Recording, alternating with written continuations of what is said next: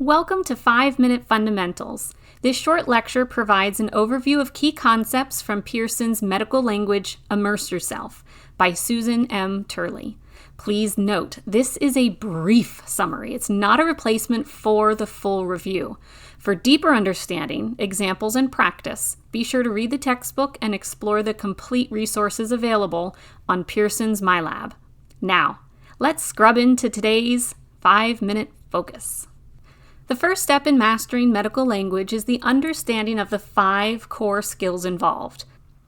This includes reading and listening to medical terms, being able to think and analyze and understand what they mean, writing and spelling those terms, as well as speaking and pronouncing them correctly. And as you progress in medical terminology, you'll develop these skills to ensure clear communication in the healthcare setting. Now, where did all these terms come from? The 2 primary languages that form the backbone of medical terminology are Greek and Latin. These languages have shaped the way we understand anatomy, diseases, and procedures.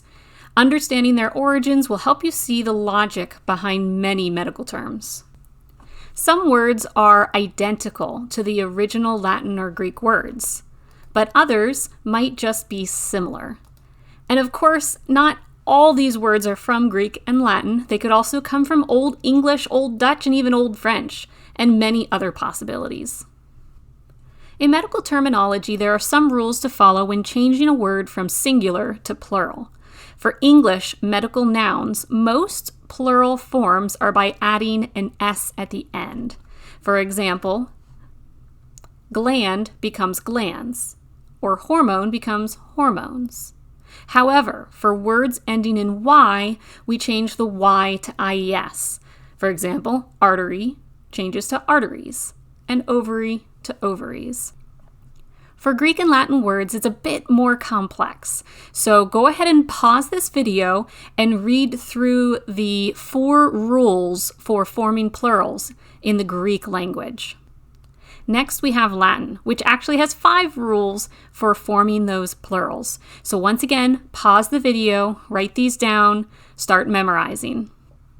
Medical terms are built from word parts, and there are 3 components.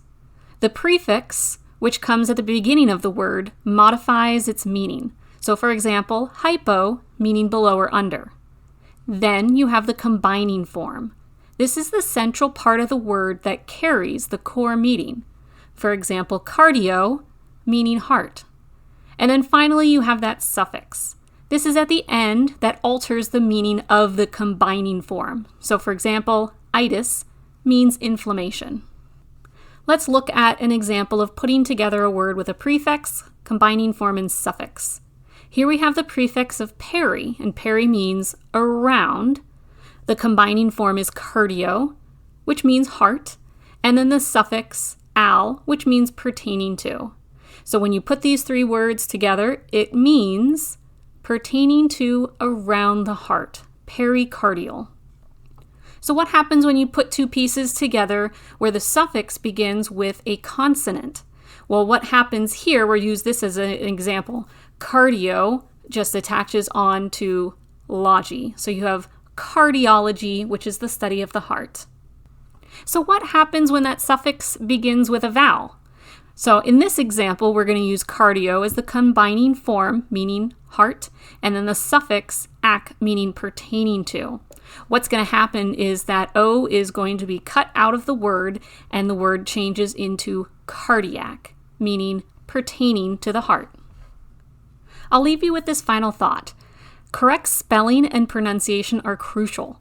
Many medical terms often have very tricky spellings, but by understanding the word parts and their roots, you can avoid those common mistakes. And these mistakes are important. I mean, you are taking care of people and can be taking care of yourself.